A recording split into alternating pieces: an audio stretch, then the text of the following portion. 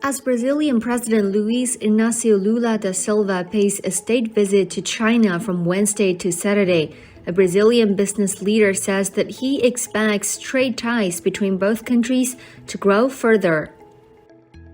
I've been in China since 2004. We are currently around 140 Brazilian companies in China, majority in Shanghai, Zhejiang, Jiangsu area, and also in Guangdong.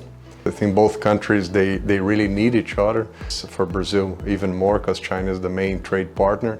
We are very confident the relationship with Brazil will help also the private sector to further expand the business relations with China.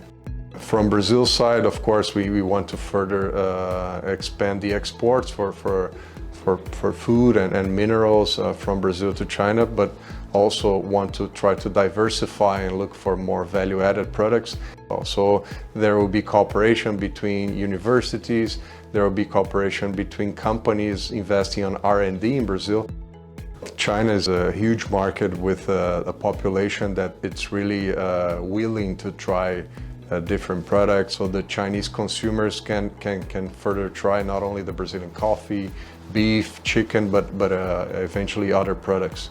And on the other hand, also Brazil is willing to cooperate with China in terms of technology and other infrastructure and so on. I think China has shown the world that if you want to develop the whole country, infrastructure, transportation is very important. I'm sure the Belt and Road will be a huge advantage.